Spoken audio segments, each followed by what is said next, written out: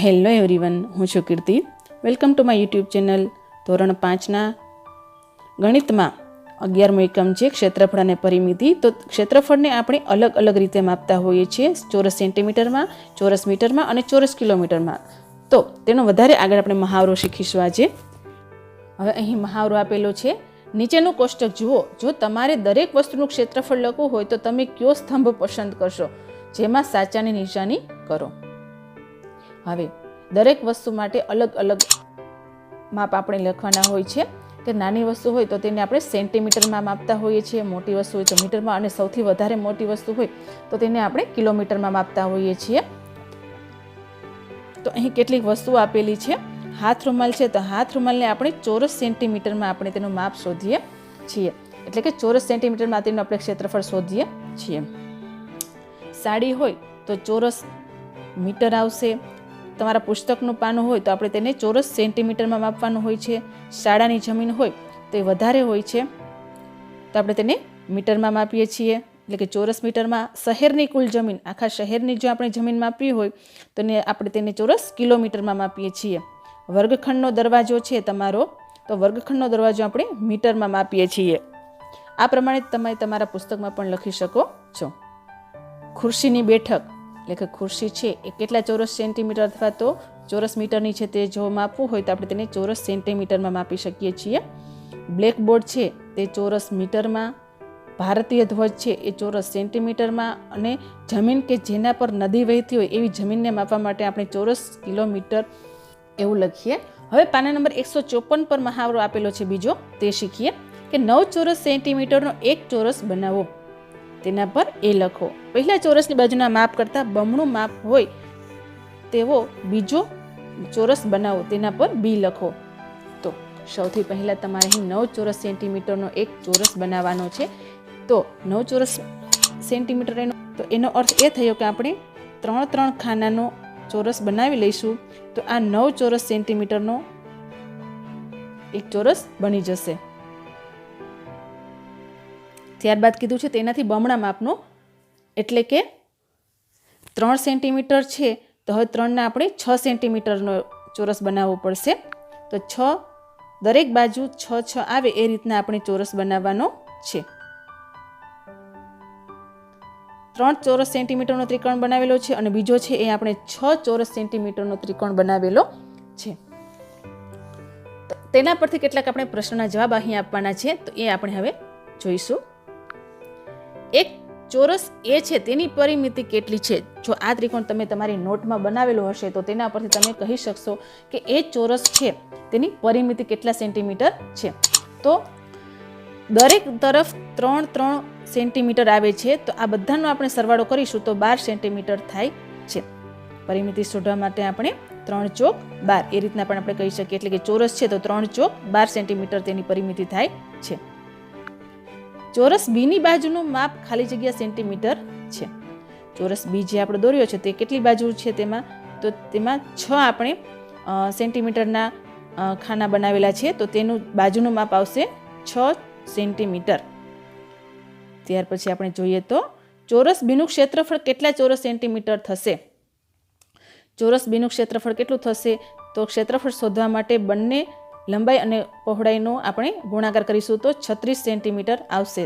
તો બીનું ક્ષેત્રફળ થશે 36 ચોરસ સેન્ટીમીટર. ત્યાર પછી ચોથો પ્રશ્ન છે કે ચોરસ બીનું ક્ષેત્રફળ એ ચોરસ એના ક્ષેત્રફળ કરતાં ખાલી જગ્યા ગણું છે. એ છે તેનું ક્ષેત્રફળ 3, 13 અને 9 થશે, જ્યારે બી છે તેનું ક્ષેત્રફળ 36 થાય છે. તો આપણને અહીં કહ્યું છે કે બીનું ક્ષેત્રફળ છે એ એના ક્ષેત્રફળ કરતાં 9 ચોક અને 36, એટલે કે 4 ગણું તે વધારે છે.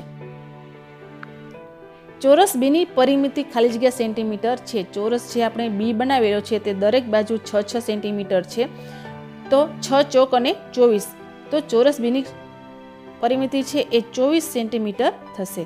ચોરસ બીની પરિમિતિ એ ચોરસ એની પરિમિતિ કરતાં ખાલી જગ્યા ગણી છે. ચોરસ બીની પરિમિતિ છે અહીં જોઈએ તો એની પરિમિતિ 12 સેન્ટીમીટર હતી અને ચોરસ બીની પરિમિતિ 24 છે, એટલે કે 2 ગણી વધારે છે. હવે આગળ જે આપણે શીખી ગયા હતા કે પોસ્ટકાર્ડમાંથી પસાર થવા માટે આપણે એ પ્રકારે પોસ્ટકાર્ડ કાપવાનો હતો કે તેને આખે આખું પોસ્ટકાર્ડ રાખીને તેમાંથી પસાર થવાનું હતું. તો અહીં તમને તેની રીત બતાવેલી છે. તો તમે વાંચી અને એ પ્રમાણે પોસ્ટકાર્ડને કટિંગ કરશો તો જરૂર એ પ્રમાણે તમે પોસ્ટકાર્ડમાંથી કાપ્યા વગર પણ નીકળી શકશો. દોરીની રમત. 15 સેન્ટીમીટર લાંબી એક દોરી લો. આ દોરીના છેડાઓ જોડીને કાગળ ઉપર અલગ અલગ આકારો બનાવો.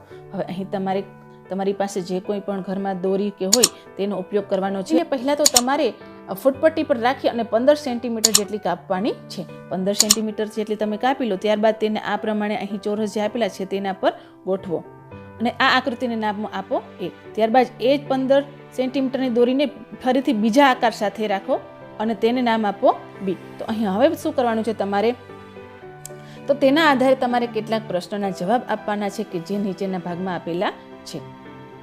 કયા આકારનું ક્ષેત્રફળ સૌથી વધારે છે? તો આપણે જે B આકાર બનાવેલો હતો તે મોટો હતો, તો B આકારનું ક્ષેત્રફળ વધારે હશે. અને કેટલું છે તે આપણે માપીએ. તો ક્ષેત્રફળ માપવા માટે જે B તમે આકૃતિ બનાવેલી છે તેની અંદર ચોરસ કેટલા છે એ તમે ગણી લેશો તો તમને તેનું ક્ષેત્રફળ મળી જશે. હવે આપણે જે આકાર બનાવ્યો હતો તેમાં 27 જેટલા ખાના હતા, એટલે તેનું ક્ષેત્રફળ થશે 27 ચોરસ સેન્ટીમીટર. આ આકારની પરિમિતિ કેટલી છે? તો પરિમિતિ આપણે જોઈ તો તમે આકારમાં તમે માપશો તો પરિમિતિ 16 સેન્ટીમીટર જેટલી થાય છે. આ તમારે અંદાજિત લખવાનું છે. તમે જ્યારે તમારા પુસ્તકમાં જે માપો છો તેને આધારે તમારે લખવાનું છે. આ ફક્ત તમારી સમજણ માટે છે. હવે કયા આકારનું ક્ષેત્રફળ સૌથી ઓછું છે? કેટલું? તો બંનેમાંથી તમે જોશો તો એ આકાર છે તેનું ક્ષેત્રફળ ઓછું હશે અને તે હશે 13 સેન્ટીમીટર જેટલું. આ આકારની પરિમિતિ કેટલી છે? તો તમે જે દોરો મૂક્યો હતો તેની પરિમિતિ કેટલી છે તે તમે માપશો તો તમને ફરીથી ખ્યાલ આવી જશે. હવે ત્યાર પછી છે કે એક ત્રિકોણ, એક ચોરસ, એક લંબચોરસ અને એક વર્તુળ બનાવો. કયા આકારનું ક્ષેત્રફળ વધારે તથા કયા આકારનું ક્ષેત્રફળ ઓછું છે તે શોધો. તો અહીં ફરીથી તમારે અહીં જે ખાના આપેલા છે તેમાં ચોરસ, ત્રિકોણ, લંબચોરસ અને ગોળ આકાર બનાવવાનો છે. હવે તેનું તમારે પરિમિતિ અને ક્ષેત્રફળ બંને શોધવાના છે. તો માની લો કે અહીં જે ચોરસ છે તો તેની પરિમિતિ ત્રણેય બાજુ 3 ખાના આવે છે, એટલે તેની પરિમિતિ થશે 12 અને ક્ષેત્રફળ થશે 9 સેન્ટીમીટર. બરાબર. આ જ પ્રમાણે તમારે બધા જ આકારોના ક્ષેત્રફળ અને પરિમિતિ શોધવાના છે. પાના નંબર 156 પર છે પક્ષીઓ બચાવો. એક ગામની નજીકમાં 2 સુંદર સરોવર છે. બંને સરોવરમાં લોકો પિકનિક માટે તેમજ નૌકા વિહાર માટે આવે છે. ગ્રામ પંચાયત ચિંતિત છે કે મોટરબોટના અવાજને કારણે પક્ષીઓ અહીં આવતા અટકી ગયા છે. પંચાયત માત્ર એક જ સરોવરમાં મોટરબોટ જે છે, બીજું સરોવર પક્ષીઓને તેમના માળા બનાવવા માટે સુરક્ષિત રાખવું છે. તો આપણે ચિત્રમાં જોઈએ. અહીં ચિત્રમાં તમને 2 સરોવર દેખાય છે. એક સરોવર છે A અને બીજું સરોવર છે B. અને સાથે સાથે તમને પ્રમાણ માપ પણ આપેલું છે કે 1 સેન્ટીમીટર એટલે જમીન ઉપરનો આપણે 1 કિલોમીટરની ગણતરી કરવાની છે. અહીં આપણે જોઈએ તો આ 1 ચોરસ સેન્ટીમીટર છે, તેનો અર્થ એવો થયો કે જમીન ઉપર તે 1 કિલોમીટરની જેટલું ગણતરી થાય છે. તો તેના આધારે કેટલાક પ્રશ્નો આપણે પૂછેલા છે તેનો જવાબ આપીએ. ચિત્રમાં દર્શાવેલ સરોવર એની સીમાની હદની લંબાઈ કેટલા સેન્ટીમીટર છે? હદની લંબાઈ એટલે કે પરિમિતિ. તો તમે જો માપશો દોરીની મદદથી, પહેલાં તમારે દોરીનો ટુકડો લેવાનો છે, તેને આકૃતિ પર રાખવાનો છે. ત્યાર પછી તે દોરાને ફૂટપટ્ટીની મદદથી માપશો તો તેની લંબાઈ એટલે કે પરિમિતિ થશે 36.7 સેન્ટીમીટર. અહીં કહ્યું છે કે તે શોધવા માટે તમે દોરીનો ઉપયોગ કરો. ત્યારબાદ છે ચિત્રમાં દર્શાવેલ સરોવર બીની હદની લંબાઈ કેટલા સેન્ટીમીટર છે? તો જે પ્રમાણે એની તમે લંબાઈ માપો છો એ પ્રમાણે તમારે બીની લંબાઈ માપવાની છે. તો બીની લંબાઈ થાય છે 20.6 સેન્ટીમીટર. અહીં તમે જોશો તો સરોવર બીની લંબાઈ છે એ સરોવર A કરતાં નાની છે. સરોવર એની જમીન પરની લંબાઈ કેટલા કિલોમીટર છે? તો આગળ આપણને વાત કરી છે કે 1 સેન્ટીમીટર એટલે 1 કિલોમીટર સમજવાનું છે. તો અહીં 36.7 સેન્ટીમીટર છે, તો જમીન પર પણ તેના કેટલા કિલોમીટર થશે? તો 36.7 કિલોમીટર જ થશે. અને સરોવર બીની લંબાઈ કેટલા કિલોમીટર થશે?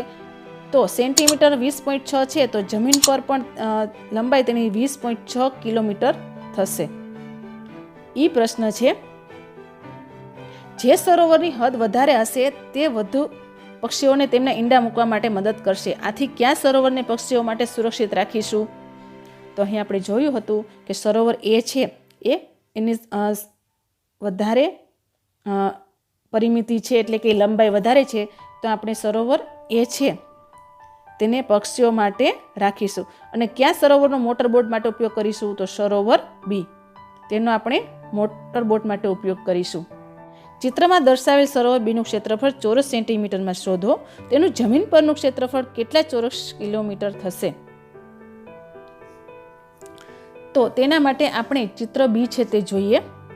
હવે જ્યારે આપણે ક્ષેત્રફળ શોધવું હોય છે તો ક્ષેત્રફળ માટે વસ્તુએ રોકેલી જગ્યા આપણે જોવાની હોય છે. તો અહીં જે ચિત્ર બી આપેલું છે તેમાં જેટલા અંદર ચોરસ છે તેની આપણે ગણતરી કરવાની છે. હવે તમારે જ્યારે ચોરસ ગણો છો ત્યારે તે ખાસ યાદ રાખવાનું હોય છે કે સૌથી પહેલાં આખા ચોરસ ગણવાના હોય છે, ત્યારબાદ જે અડધા કરતાં વધારે ચોરસ હોય છે તેને પણ આખા જ ગણવાના હોય છે, અને બે અડધા ચોરસ ભેગા મળી અને એક આખો ચોરસ ગણવાનો હોય છે.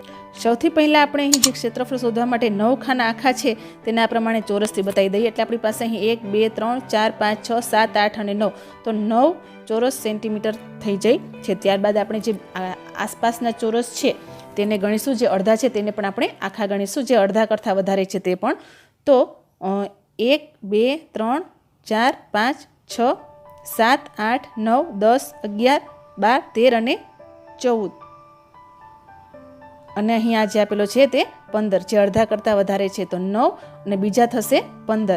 ત્યારબાદ તમે અહીં જોશો તો જે આ અડધો છે એક એ અને આ પણ અડધો છે, તે બંનેને આપણે અડધો અડધો ભેગો કરી અને એક આખો ગણીશું. તો હવે આ બધા જ જે ચોરસ છે તેનો સરવાળો કરીશું. તો 15 અને 1 16 અને 16માં 9 ઉમેરીશું તો 25 થાય છે. તો એનો અર્થ એ થયો કે જે બી સરોવર છે તેનું ક્ષેત્રફળ છે એ 25 ચોરસ સેન્ટીમીટર છે. ક્ષેત્રફળ જો 25 ચોરસ સેન્ટીમીટર હોય તો તે કેટલા ચોરસ કિલોમીટર થશે? તો 1 સેન્ટીમીટરને આપણે 1 ચોરસ કિલોમીટર સમજવાના છે. તો અહીં 25 ચોરસ સેન્ટીમીટર છે તો અહીં 25 ચોરસ કિલોમીટર થશે. એટલે કે જે બી સરોવર છે તેનું ક્ષેત્રફળ 25 ચોરસ કિલોમીટર થાય છે.